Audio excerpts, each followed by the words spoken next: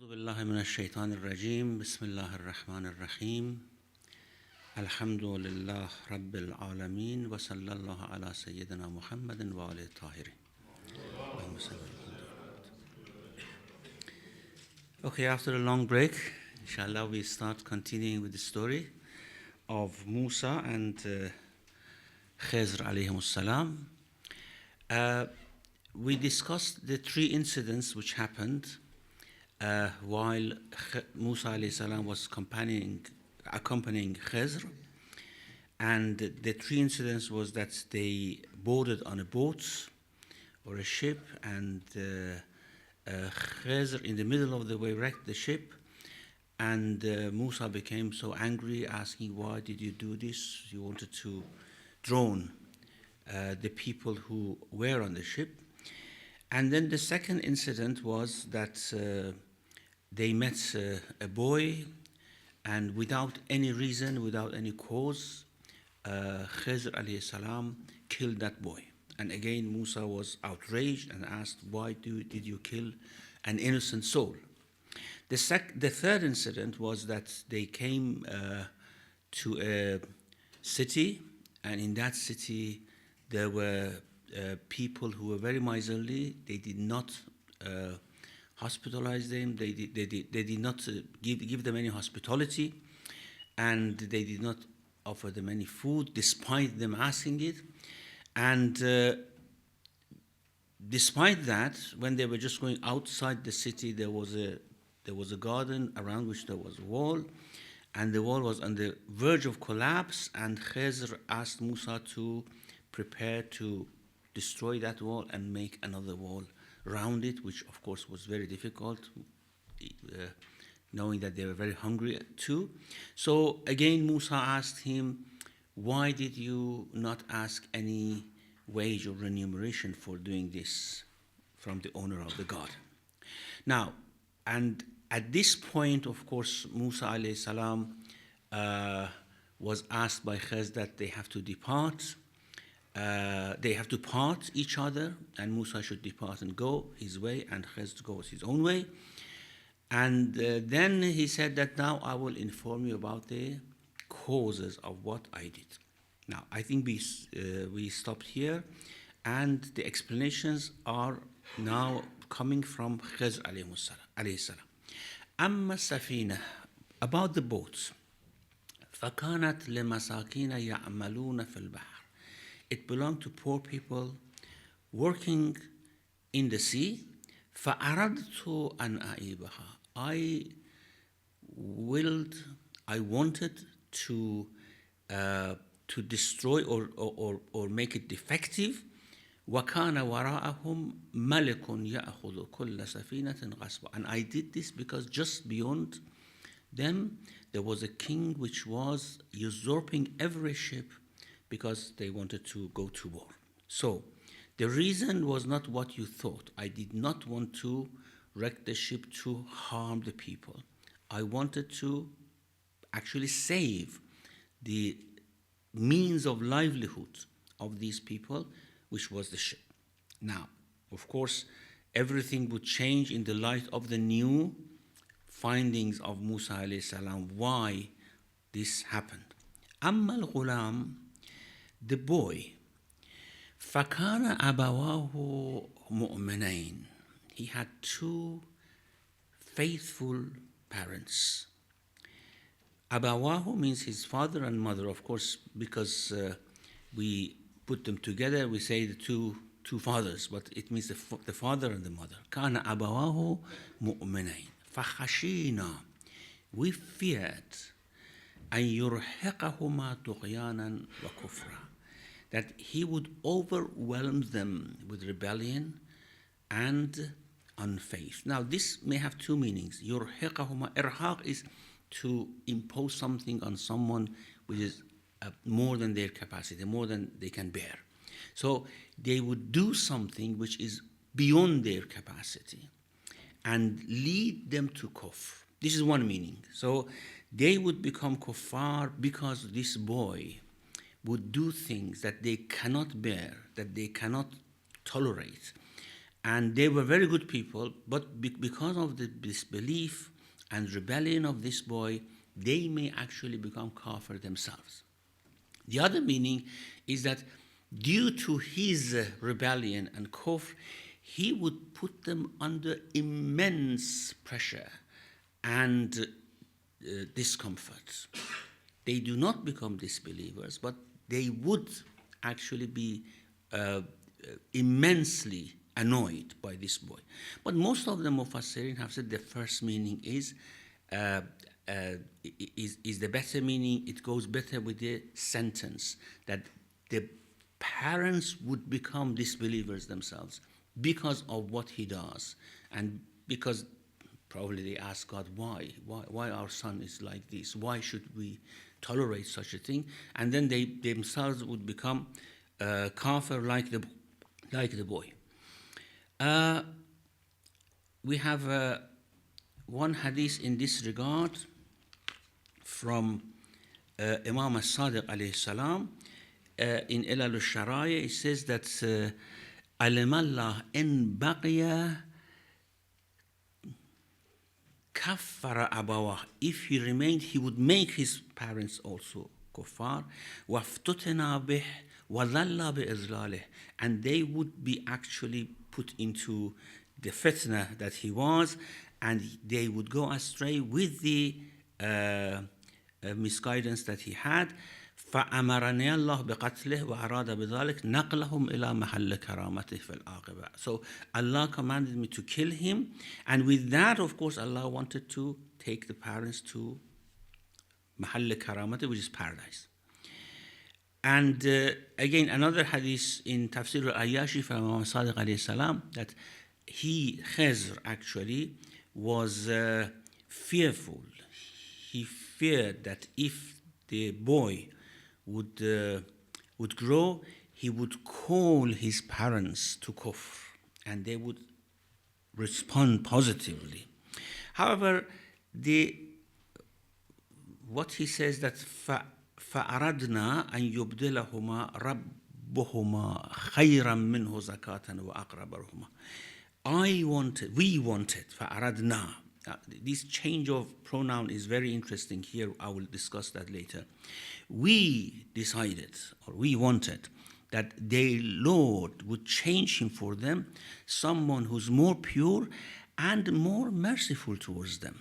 So this shows that it was not that he would call them to kufr and they would respond, but he's so rebellious, he's so imposing he imposes his views upon them in a way that they could not resist, and therefore they would become kafir themselves.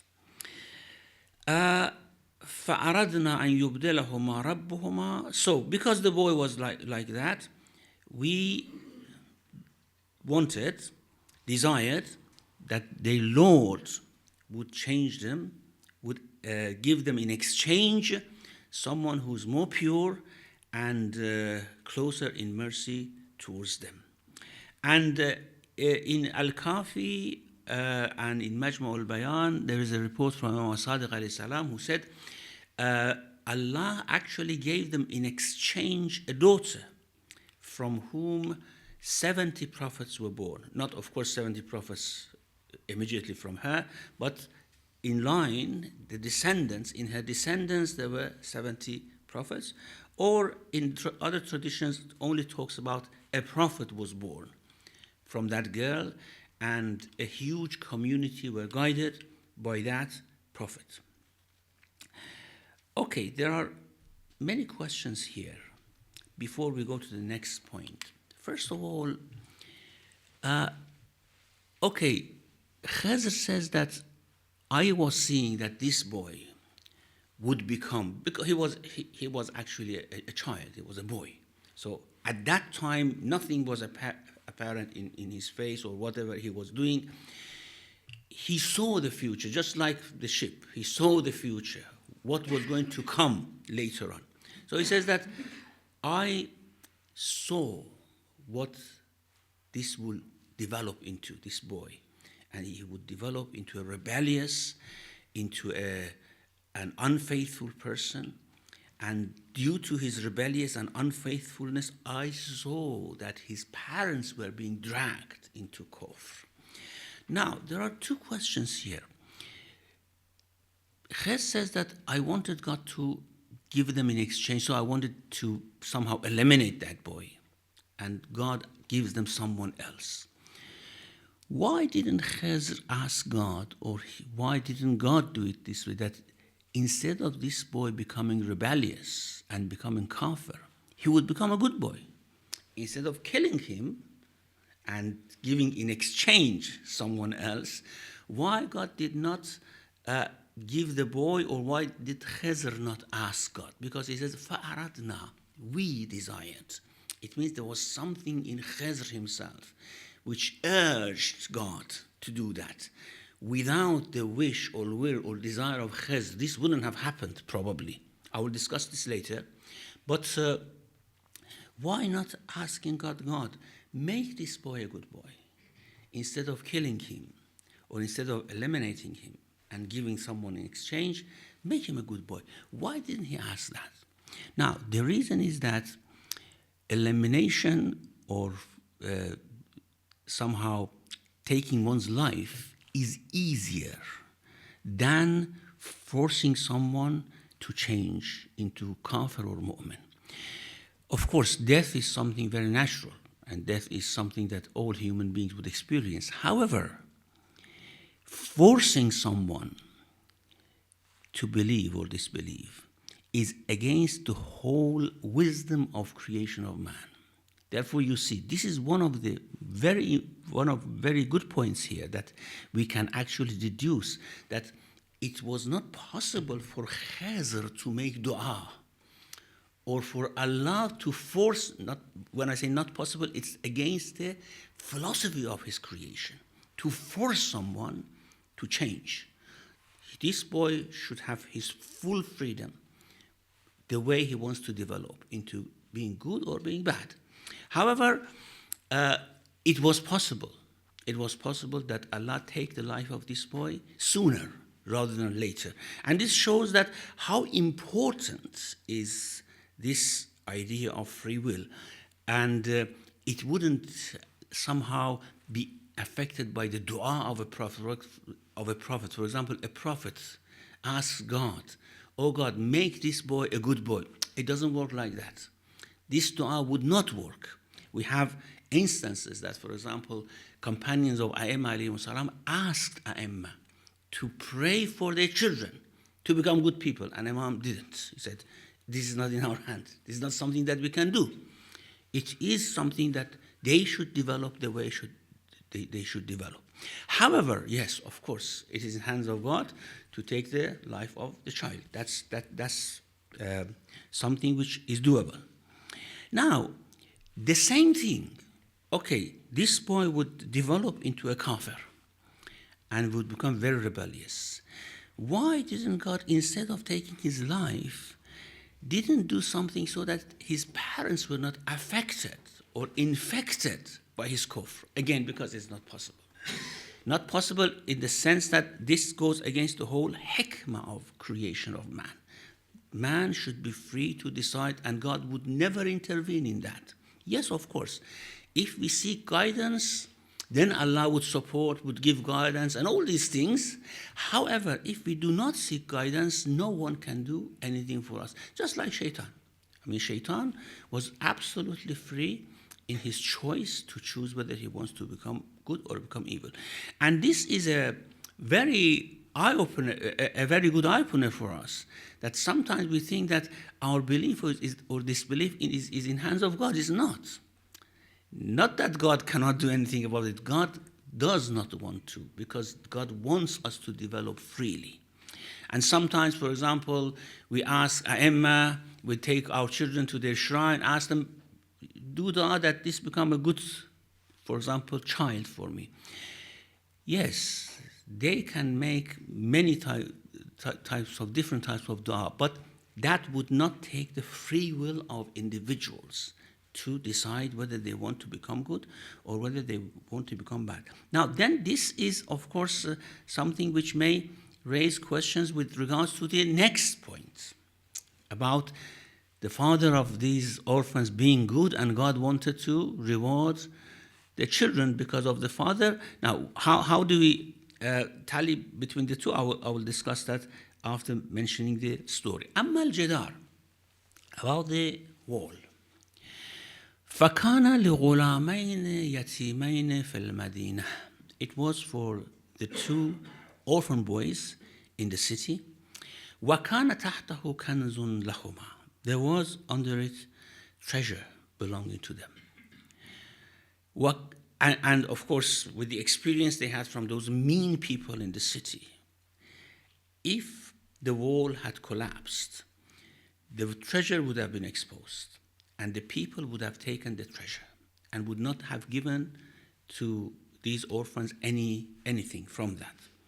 So, وَكَانَ أَبُوهُمَا صَالِحًا, because their father was good, Saleh, فَأَرَادَ رَبُّكَ, your Lord desired. You see the change of pronoun? About the boy, he said, فَأَرَدْنَا, we desired. Here he says, your Lord desired. فَأَرَادَ رَبُّكَ أَنْ يَبْلُغَ أَشُدَّهُمَا, they, so that they should come of age and take out their treasure. وَيَسْتَخْرِجَ كَنْزَهُمَا رَحْمَةً مِنْ رَبِّكَ. This was, of course, a mercy from your Lord. وَمَا فَعَلْتُهُ عَنْ أَمْرِي, I did not do any of this on my own accord. Of my own accord. ذَلِكَ تَأْوِيلُ مَا لَمْ تَسْتَطِعْ عَلَيْهِ صَبْرًا. This is the interpretation of that over which you could not have patience. Now, about the boy, the two orphans and the treasure.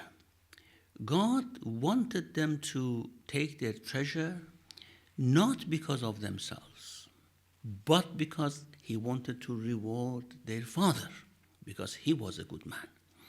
And He wanted him to see his children prosper. And the children prospered because of their father, Abuhuma Salih.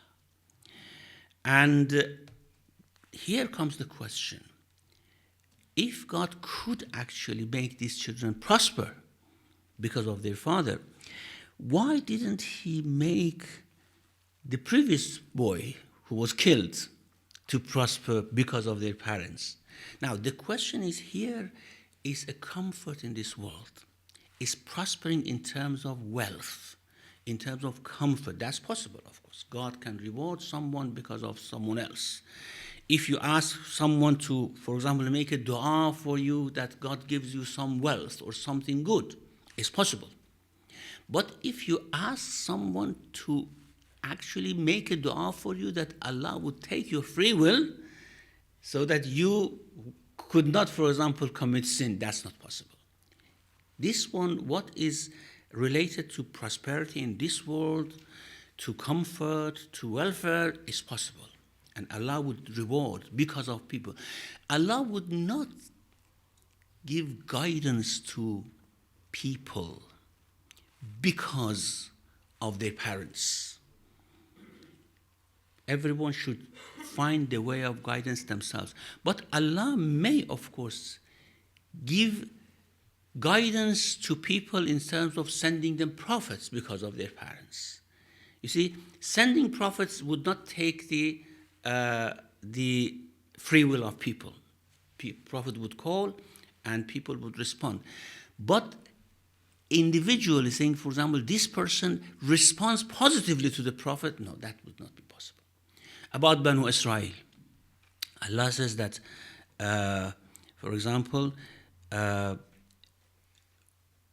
in Surah Isra, وَآتَيْنَا مُوسَى الْكِتَابَ وَجَعَلْنَاهُ هُدًى لِبَنِي إِسْرَائِيل.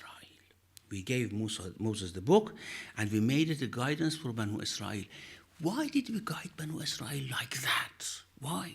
Why did we give Musa that guidance, book, power, miracles? Because these Bani Israel, they were children of very good men. ذُرِّيَّةَ man, or children of good people. ذُرِّيَّةَ مَنْ حَمَلْنَا مَعَ نُوحٍ. These were the children of someone whom we carried with Noah, إِنَّهُ كَانَ عَبْدًا شَكُورًا. He was a very, very grateful man. That this person we carried with Noah, probably one of the sons of Noah. These Banu Israel were children of that man. That man was very grateful to us, so we gave them guidance. But we gave them guidance not in the sense that individually we took them to be guided or we forced them to guidance. No, we sent them guidance. That's possible, of course. Why Allah guided Quraysh, for example, despite their obstinance and their excessive kufr and polytheism? Because Ibrahim had asked God, رَبَّنَا وَابْعَثْ فِيهِمْ رَسُولًا مِّنْهُمْ يَتْلُو عَلَيْهِمْ آيَاتِكَ. Oh God, appoint a messenger among them from themselves. Okay, that's fair. I will do that. But I would not guide or misguide individually people to take their free will. They are free to choose. They are free to be guided or to go astray. Now, here as well, this keeping or preserving the treasure for the children, of course, that could be done because of their father.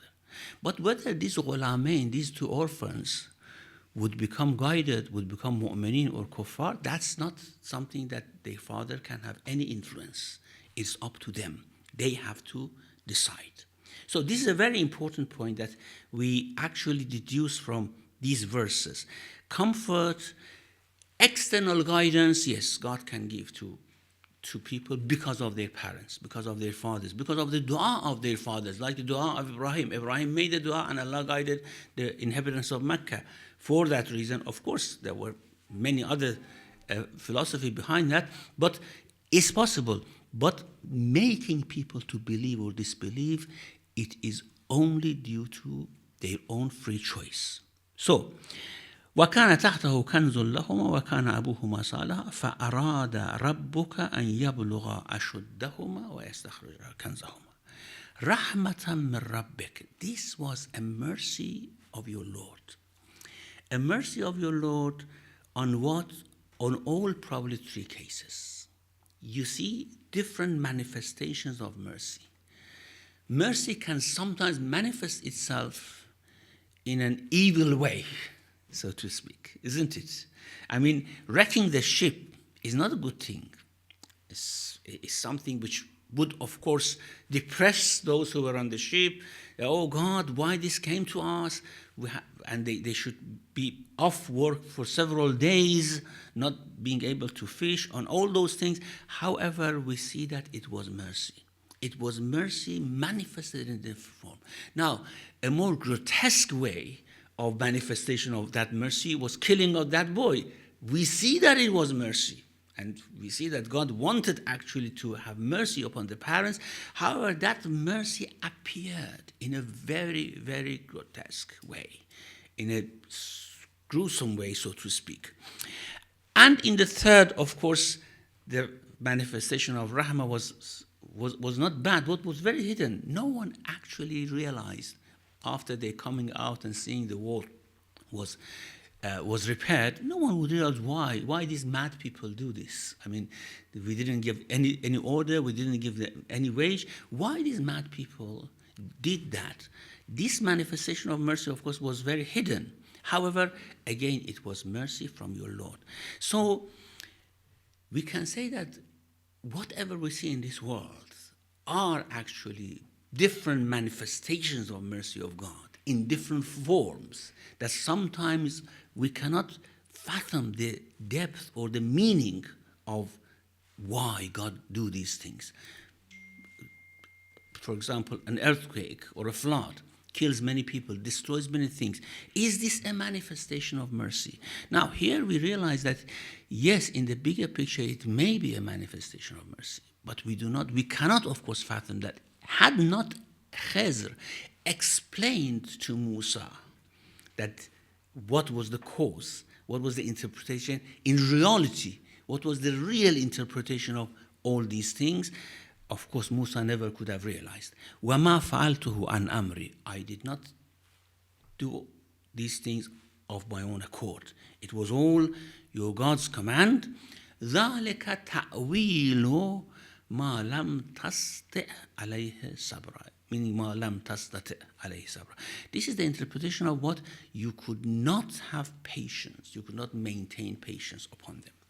Now, why Musa couldn't maintain patience despite knowing this man was, of course, doing things on the command of God? Because, of course, Musa was seeing the smaller picture. And we see the smaller picture, we have to, of course, we make our own judgments.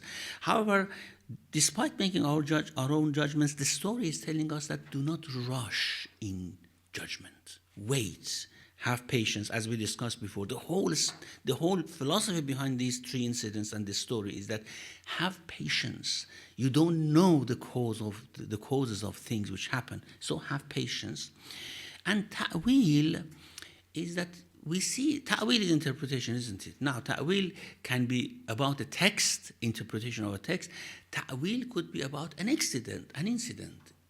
How do we interpret an incident, for example? Okay, you see, for example, you see two people are quarreling. Someone slaps another person. If you do not know the background, you cannot interpret this, why this happened. You may say that the one who slapped oppressed the other one, for example. But if you know the background, you understand the right interpretation of the act. Why, for example, this happened, what was the meaning of it, what was the reason of it. You have the interpretation of the incident. Now, things which happen in this world, we usually try to give interpretations to them, isn't it? An earthquake, a flood, for example, a sudden death, a sudden change of fortune, we give them interpretations. And our interpretations are usually short of the reality behind them. We rush into interpretations. We interpret things in a way that then we say, okay, if God is there, why these things happen, for example? Because we give them wrong interpretation.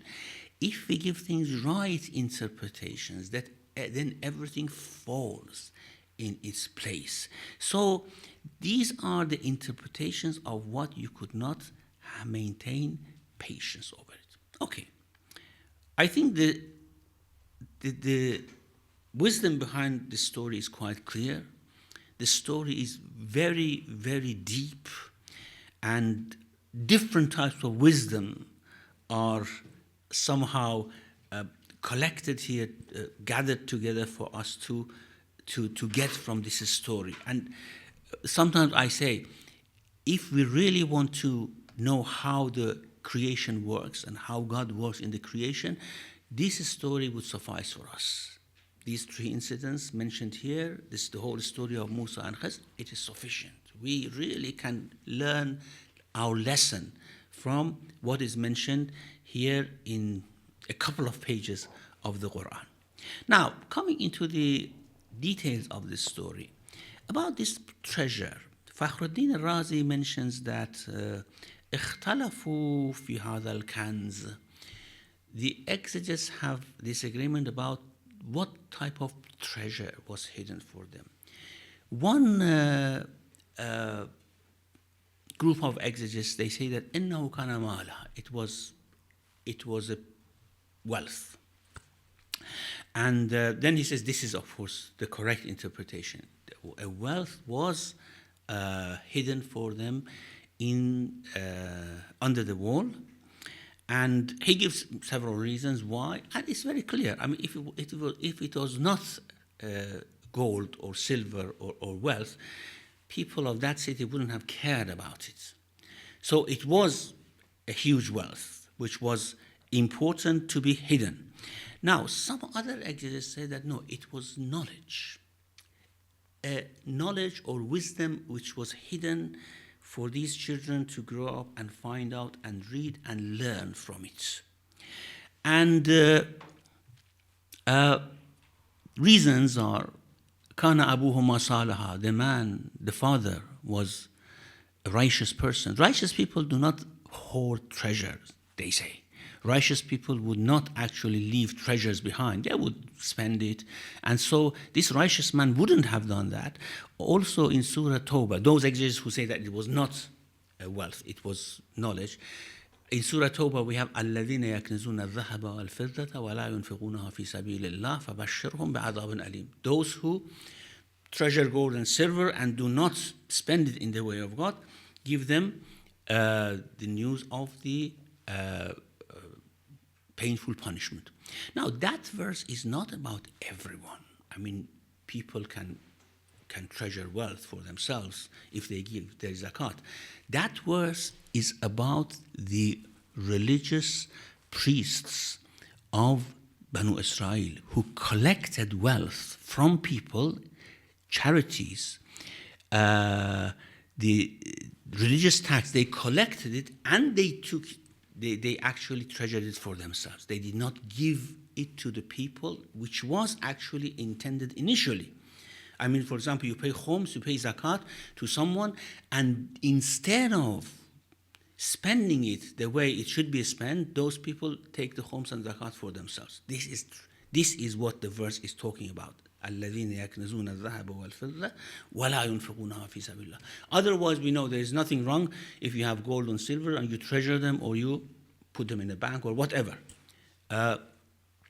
So the argument of these people who say that this righteous man wouldn't have actually treasured gold and silver is not right. I mean, we know many people who were wealthy and were righteous, and of course they would have left their wealth for their children. The reason of those who say it was knowledge are certain traditions which say that there were several statements, these treasures. Now, we have one hadith from Al-Kahf,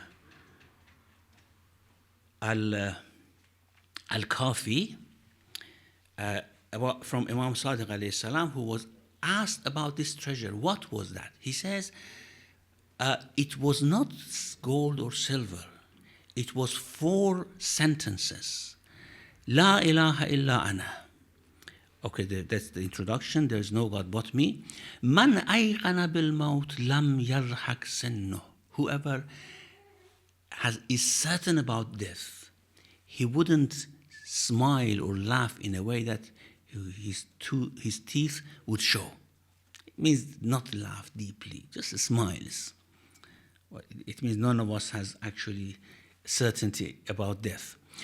وَمَنْ أَيْقَنَ بِالْحِسَابِ لَمْ يَفْرَحْ قَلْبُهُ. Whoever is certain about the day of counting, his heart would not rejoice excessively. Farah is excessive joy, of course. It's not just any rejoicing. وَمَنْ أَيْقَنَ بِالْقَدَرِ لَمْ يَخْشَ إِلَّا اللَّهِ. Whoever believes in qadar, in the measurement of Allah, that everything is measured by God, would not fear anyone but God. And these were the 4 sentences. And there's another tradition from Imam Ar-Riza alayhi salam, which says, it was written in it, Bismillah ar-Rahman ar-Rahim, Ajibtu liman ayqana bil maut kayfa yafrah. I am amazed from someone who's certain about death, how they can rejoice excessively in this world. وَعَجِبْتُ لِمَنْ أَيْقَنَ بِالْقَدَرِ كَيْفَ يَحْزَنُ. Someone who is certain about the measurement of God, that things are measured by God, not by anything else, how they become sad and sorrowful in this world.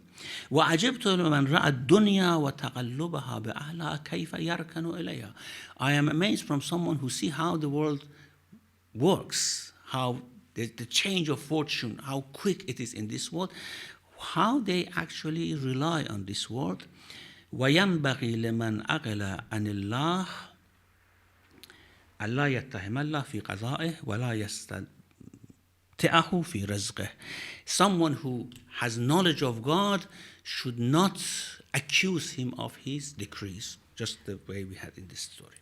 Now, these traditions say that actually it was wisdom treasured for them, not wealth. For the first tradition is very explicit. The second tradition is not explicit. It says it was written in it. Now, as I said, if these were the things treasured, the people of that city wouldn't have actually wanted that. It was not important for them. And especially if it's wisdom, of course, it would spread, and the orphans would have enjoyed from that as well. I mean, people would have talked about it, and the orphans would have heard it, and they would have used it. Why this should be somehow kept away from everyone else, only given to those two orphans? It doesn't make sense. And also, كَانَ تَحْتَهُ كَنْزٌ لَهُمَا. There was a treasure. Usually treasure is used for wealth, and as Fakhruddin Razi says. Now, what makes more sense and what explains these traditions is that that righteous man actually had lots of gold. But he didn't want that gold to reach his children, these two boys, just like that. So he made a tablet of gold, a huge tablet of gold of those, melted it, made it huge tablets, and in addition to the gold reaching these two boys, he wanted to give them some lesson as well, some wisdom. So he had written on that golden tablet these golden words that, look, I have left you this treasure, but be careful, this is just something for this world. Do not rejoice very much. Do not think that because of this wealth you should forget your Lord, or you should rely on this. So he wrote these words of wisdom on that. And this actually is explicitly mentioned in some other traditions from Imam Ja'far Sadiq, which explains the previous one.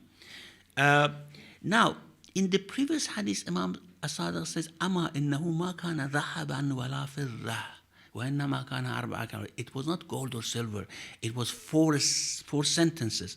Now, that hadith may mean that Imam said it was gold or silver, it was not important. What was treasured for them was these four sentences, not the gold. Gold was not important.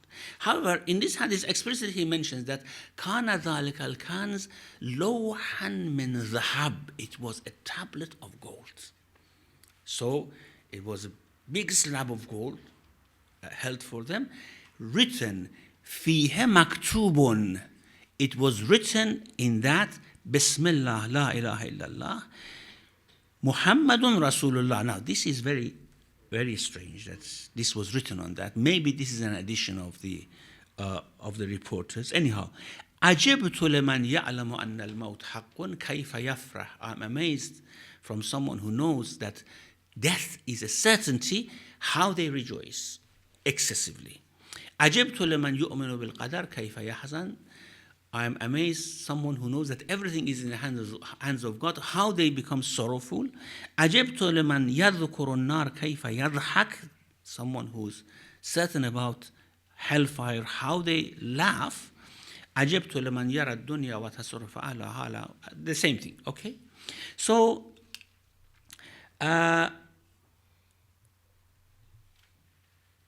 what we can gather from all this, that the treasure was a golden tablet, but it was not only gold. And this gives us another lesson. If we leave things for our children, we should not just be satisfied that, okay, I'm leaving wealth for my children.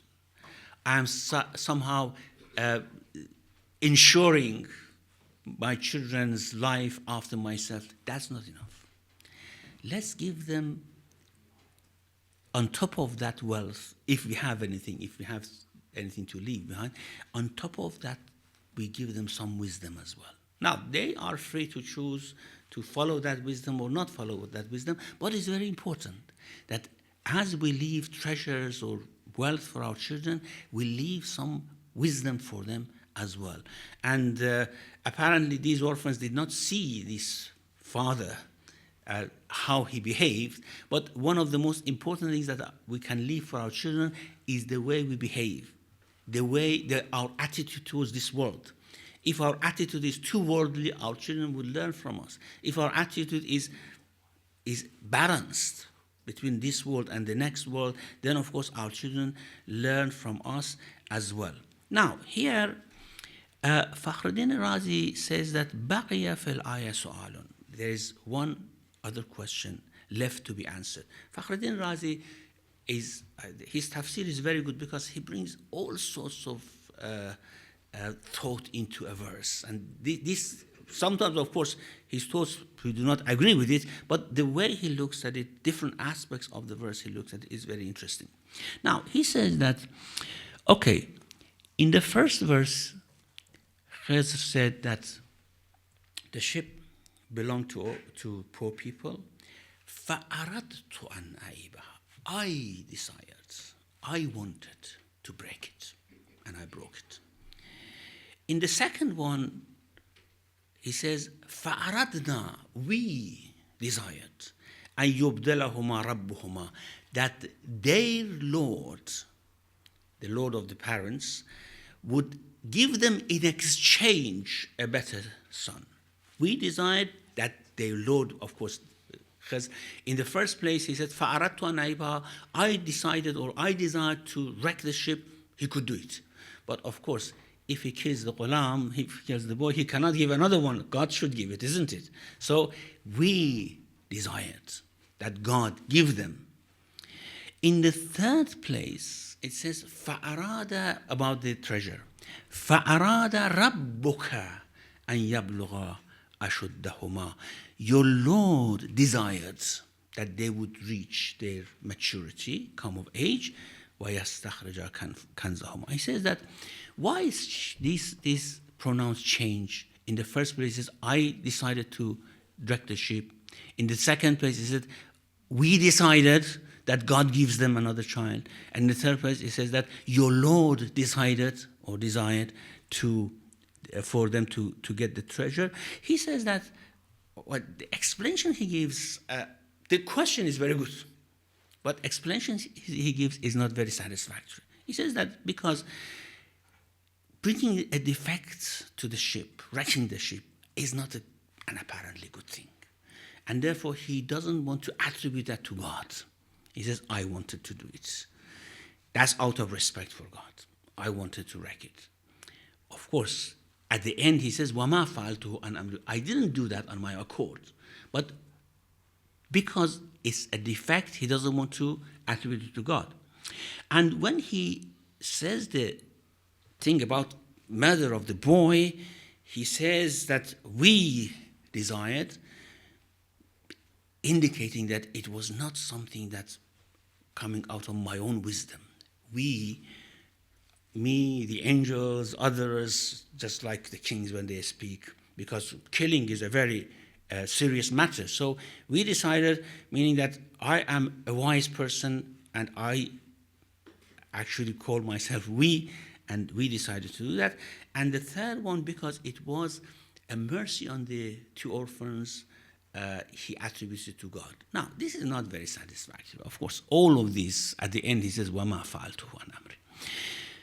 Another interpretation or explanation of this is that awliya Allah, the will of awliya Allah and the will of God, sometimes, or of course, all the time, it merges. If one of awliya Allah in this earth wants something, it is the will of God. If Allah wills something, it is the will of awliya Allah, because they don't have any independent will. Not that they are not human beings and they do not will, but always their will, their desire conforms with the will and desire of God, because they have nothing in themselves but God. They have actually abandoned all selfish desires. There's no desire. So if one of awliya Allah wants something to happen, it happens not because of the person, because he's awliya, but because it is will of God which happens. And sometimes will of God, sometimes attributes of God are manifested in the will and attributes of awliya Allah. Now, for example, in the verse in Surah Zumar, after Pharaoh does all those things, there we have this verse, فَلَمَّا آسَفُونَا, when they enraged us, انتقمنا منهم, we punished them. Now, how did they enrage God? Of course, Pharaoh, initially, he saw all those miracles, he did not take it. Then he started to kill the children. Then he started to torture Banu Israel. All these things led to the enragement and wrath. Now, someone asked Imam alayhi salam, is it possible for God to become enraged? I mean, provoked. This asafuna is in provocation. They provoked us with enragement, with rage. Is it possible for God to be provoked? I mean, does anything in this world, anything happening, does it provoke God? That's not sensible, of course. God cannot be provoked, cannot be influenced, cannot be impacted by anything. So the Imam says, yes, this you are true. God is not impacted by anything. So what we talk about, rage, mercy, for example, we say God is merciful. Is His mercy like our mercy? Our mercy is when we see something, it has an impact on our heart, then we have a feeling in ourselves. That feeling leads us to help. Now, when we say God is merciful, does it mean that He is also influenced and impacted and things would happen in Him, change of feeling? Of course not. It's not possible. So it is only the result, the end. There's no process. So, for example, you see someone, he's in need, then you see that, for example, they have children, they are hungry, it impacts you, it gives rise to certain feelings in you, and then you ponder, what should I do? And then eventually you go and help them. You give them help. Now, this process of mercy or of somehow production of mercy in you, this process is absent in God because God cannot be impacted by anything. So the only thing is that at the end you give them help and God gives help. This is the meaning of mercy of God. Only the end product is the meaning of mercy of God. Now here, what about enragement, provocation? When they provoked us and enraged us, فَلَمَّا أَسَفُونَا, the Imam says, they actually provoked and enraged Musa alayhi salam. And there is no difference between Musa and God in this. If they enrage Musa, they have enraged God. So if they enrage one of the awliya Allah people, if they enrage Allah, this is the meaning of enragement of Allah subhanahu wa ta'ala. And therefore, here what these change of pronouns want to tell us is that there is no difference between will of God and will of khazr, the desire. It's the same thing. And therefore, if he desired to wreck the ship, God commands him to do it. If Prophet desired the Qibla to be in Mecca, God commands him that turn your face towards Kaaba, towards Qibla. So the desire is the desire of God. Okay, wa sallallahu ala Muhammadin wa ala tahirin. Thank you much indeed, Shaykh. It's very interesting how we can connect to Allah through our prophets and imams. So we open the floor for brothers and sisters. Yes, Ali, just can you pass the mic to Ali at the back? Manzoor? Switch on the red one. Thank you. Assalamu alaikum. Towards the end of your talk just there, you mentioned that awliya Allah and God have the same desires. When a human is angry, I can understand that emotion. What does it mean for God to be angry or to be happy? So one of the traditions from the Prophet say, if someone angers Fatima, it's angered me. If they anger me, they've angered God. So the first two I understand, but what does it mean when God is angry? Yeah, exactly the same thing as mercy, you see. I said that there is no process of mercy coming about in God, okay? In us, of course, there's a process of mercy coming about. But in God, there is no such a process. It's only the end product, which is help. So when we say that God has mercy on him, it means God helped him, okay? But it's very important that we speak in our language, and God speaks in our language. God speaks this in terms of these concepts because we understand it. Otherwise, we don't understand God, you see? So when we say God is angry, it means just he brings that end product of anger, which is punishment, which is striking back, for example. That's it. There's no process of provoking anger in God, for example, or change of feelings, boiling blood. You see, when we get angry, that's the process, isn't it? There's no excitement. There's no such a thing in God. It's only the end product. And therefore, if God is angry, if, of course, anger of Fatima is very clear, human anger. Anger of the Prophet, very clear, human anger. Anger of God is just the punishment that he brings. So if Fatima is angry with someone, that means God would punish them. That's the meaning of it. Thank you. Any sisters? Yep. Susan, there's a red button at the bottom. Alaikum salam. Thank you. So how would you justify the name of God which is Kahar?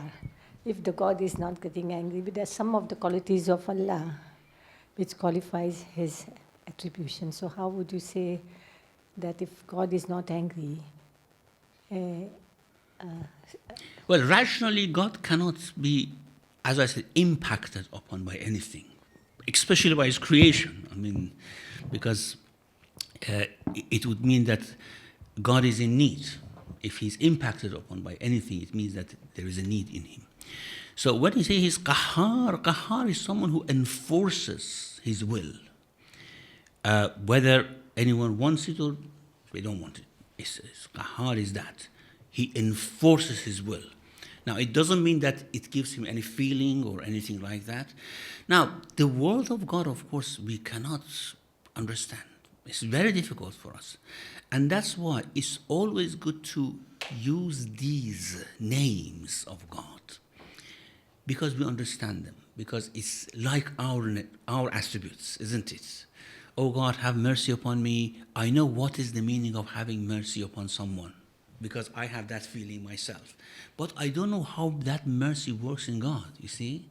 And that's why our A'imma have warned us, despite using these, and it's very good, use all these names, but you have to know that you are using them metaphorically for God. You are using them not in the sense that you use them for human beings. So in the same way that God's hand and eyes and throne are metaphors, God's mercy, rage, wrath are metaphors too, but of course in a different way. So you have to divest God of all human attributes. All human attributes. Why we use these human attributes for God? Because of course we use them metaphorically. Thank you. Yes, doctor? Assalamu alaikum. Alaikum salam. People say, وَالَّذِينَ يَكْنِزُونَ الذَّهَبَ وَالْفِضَّةَ. It applies to us as well, because there is wow.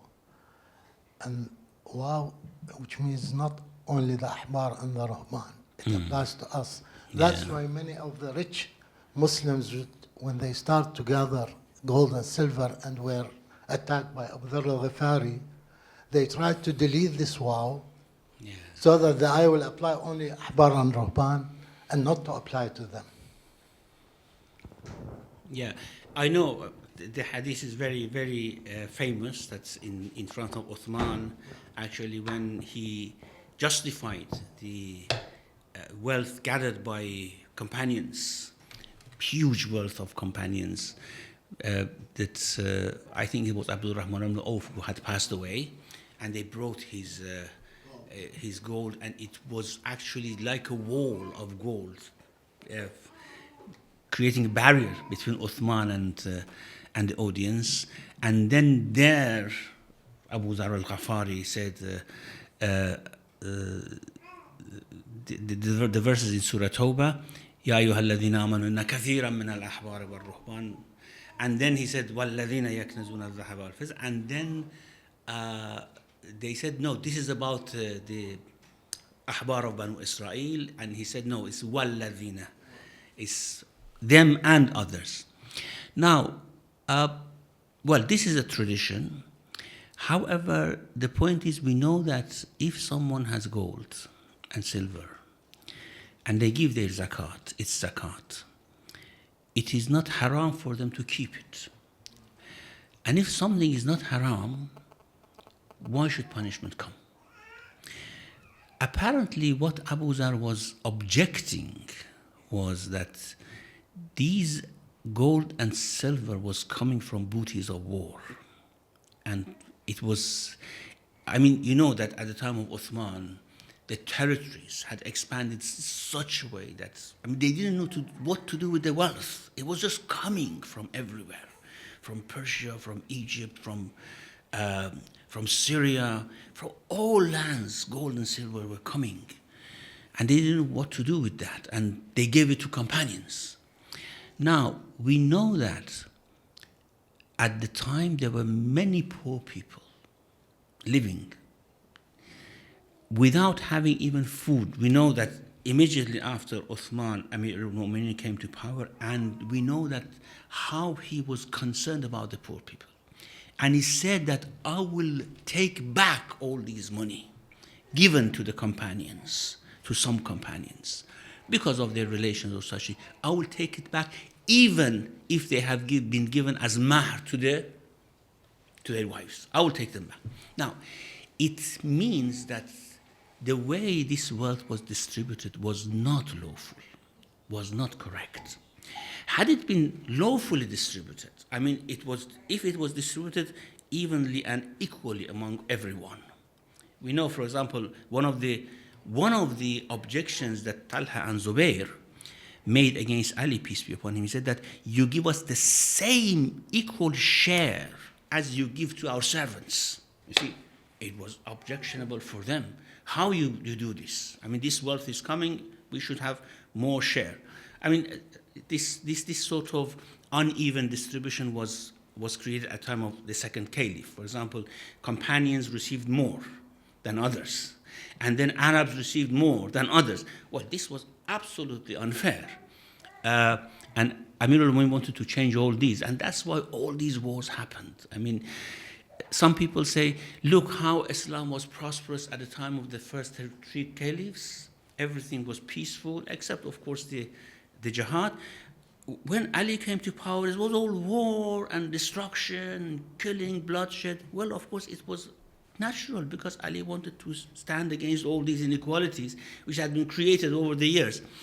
Therefore, what Abu Zar was saying is that, yes, this waw means that the ahbar and those who hoard, which does not belong to them, of course. It's the booties which was coming did not belong to companions.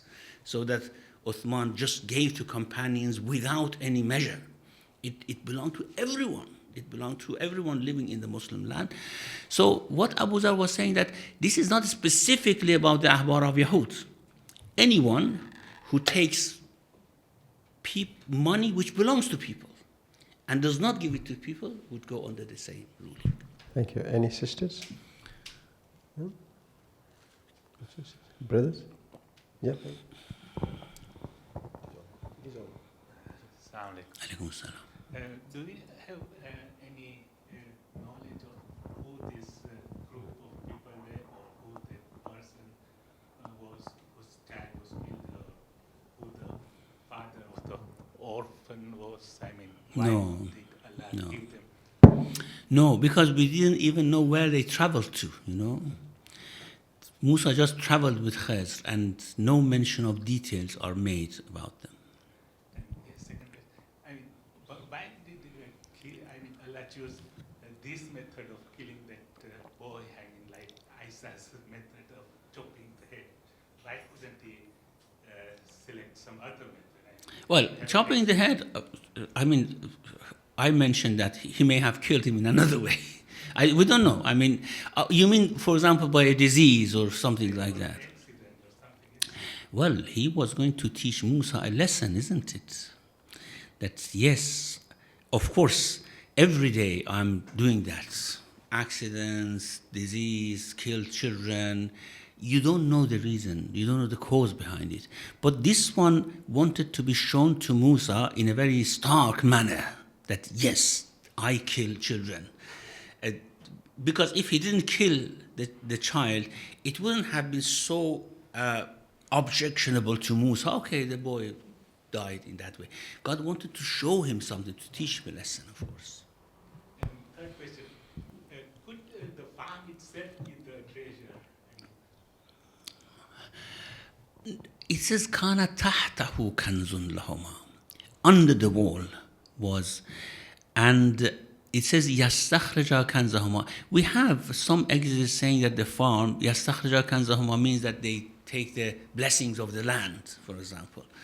But the traditions do not actually support that. As we had in all these traditions, it was either gold and silver, tablets, written on it things. So it's very, people couldn't take the land because it was in their name, but they could take the treasure because, of course, it was hidden and they just could take it and don't allow anyone to know about it. Thanks. Any sisters? Yeah, just okay. I'll give them. Just a minute. Okay. Assalamu alaikum. Shaykh. Alaikum salam. When you were speaking about the four wise statements that were written, it says that excessive joy is not something that a mu'min should indulge in, and the other thing was sorrow, excessive sorrow. So what's the it's the path in between these two? that one Yes, should- farah, for example, in Surah Qasas we have when Musa was advising Qarun, إذ قال له قومه لا تفرح إن الله لا يحب الفرحين.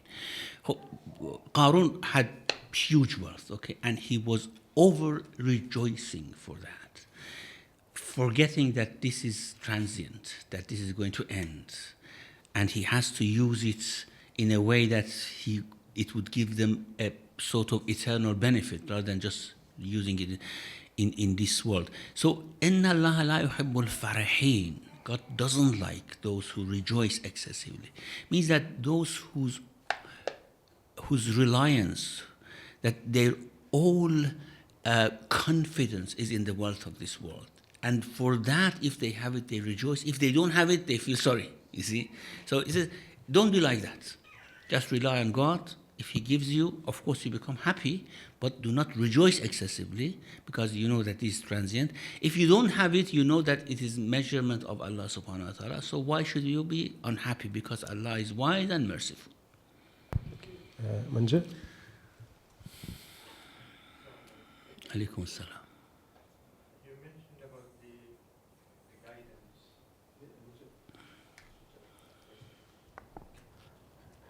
You mentioned about the guidance. You mentioned about the guidance, that the guidance comes once you seek the guidance, you get the guidance. If you don't seek the guidance doesn't come.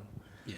So when we pray for the guidance and we say that God guide me, so that is you are seeking the You're guidance. seeking it, isn't it? You are yourself. seeking it, Yeah. yes, of course. But when you say give guidance to your, for example, your children or your family or your friends, in that dua that you are making for somebody else, what is the significance and the meaning and how you are impacting them in that sense? So what are you asking actually? That God puts in their heart something for them to seek guidance, or how does this work? Asking Yes. guidance for somebody else. Yes, actually prepare the necessary means of guidance for them. Give them something that if they are ready to accept guidance, they would be guided. You cannot make dua to change someone. It's not possible. But we can make dua that God would make for them available the means of guidance. Just like the dua that Ibrahim made for the Quraysh, for example, or for the contemporaries of the Prophet. Give them the means of guidance. And that is good. That could be done. But changing hearts in terms of guidance and misguidance, it is something which only depends on the person himself. Our du'as may be effective, as I said, in the sense that Allah would give them more means to be guided. But the decision that they make in their heart, no one can make for them. Otherwise, Nuh would have, for example, prayed for his own son to be guided, but he couldn't do anything. Adam alayhi salam would have asked for Qabil to be guided. He couldn't do anything. Ya'qub alayhi salam could not, of course, despite all his du'as, could not do anything about his own children, except that after they repented, they said, ask forgiveness. Yes, asking forgiveness is possible. It's very good. If you ask forgiveness for someone, Allah would forgive them. But changing someone's personality, that's not in our hands. It's only in the hand of the person themselves. I think we'll come back to the sisters and then Jamil and then Zuhair. Sisters, anybody? Any sisters? Sure? No? Jamil? Yep. It's on. Assalamu alaikum. Thank you for the talk. You mentioned about killing of the son. That's sort of what really bothers me. That they decided that he was going to be a bad boy anyway. I'm not quite clear how old he was, but in any case, they decided he was going to, so they killed him. So why couldn't God do the same thing about Shaitan? Kill him. That's the other thing. I mean, we can't just kill people willy-nilly just because we feel they're going to be wrong, whatever. I mean, this is exactly what the ISIS is doing right now. They think that these guys are wrong, so kill them. We cannot do it. God can do it only, isn't it? God can do it. And if someone acts really on the order of God, not based on ayat of the Quran, no, from the knowledge which comes to him from God, okay? So it's only Khizr who can do it, not anyone else. That we go around and say that we feel that these people are not good, we kill. No, of course, that is certainly wrong, and we need to be to undergo qisas. Certainly, I mean, even if you kill the most evil person in this world, you have to be to undergo qisas for that. So, what God does is different from what we do. As I said, every day you see thousands of children die, and this is the work of God, isn't it? He does it because He has created them and He knows when they should go to the next world. And Khizr was only acting on that order, on that command, not on anything else.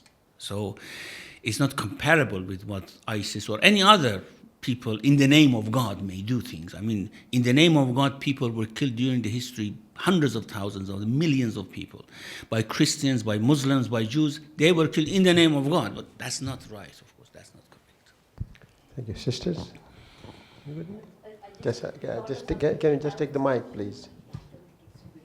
Thousands of children dying by the will of God, by the evil acts of those in power who are depriving them of their produce and imperialism and colonialism and all these isms that the powerful are imposing on the poorer countries. That's why thousands of children are dying every year, millions.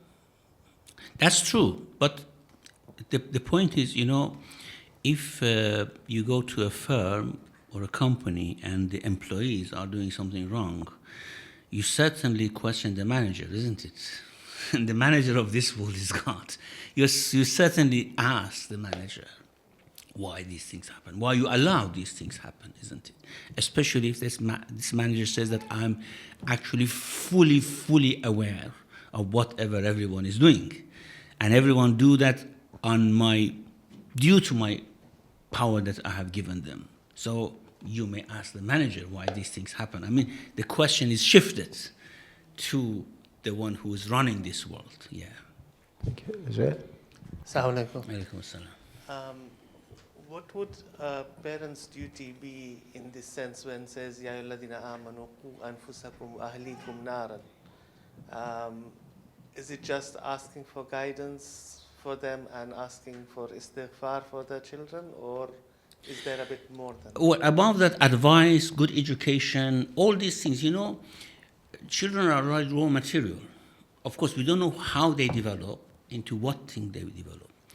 If they are susceptible to accept good education and we do not give them, or if they are susceptible to accept good advice and we do not give them, then of course we are responsible. We have, if they are good and they want to accept, it is only us initially who can give all these things to them. And if we deprive them, Allah is going to ask us. However, there were some children, no matter how much you give them all these advice and education, they do not accept it. So that's not our responsibility anymore. So everything that we can do for our children, good education, good advice, good life, comfort if we can bring about for them, and also dua, asking for guidance, for doing istighfar, and all these things we do. But at the end of the day, only those children who are receptive of these things would benefit. Those who are not receptive would not benefit. And because we don't know, we have to give it equally to everyone, isn't it? To every child. Thanks. Any last one? Anybody?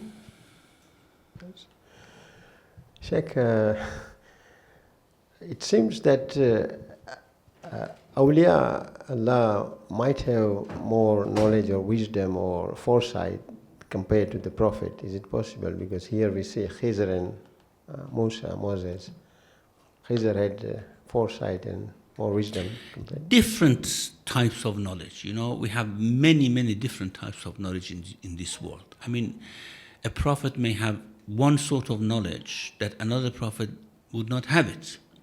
However, the rank of prophets are not determined by these different types of knowledge. The rank is determined by the knowledge they have about God Himself. Okay, and therefore, Musa, in his knowledge, was high above Khizr, but he didn't have this type of knowledge. This type of knowledge was something given to Khizr only. Thank you. Any the last one? No? Thanks so much indeed. Muhammad wa ali Muhammad salawat. So we, inshallah, gather next Sunday? Next week. Inshallah.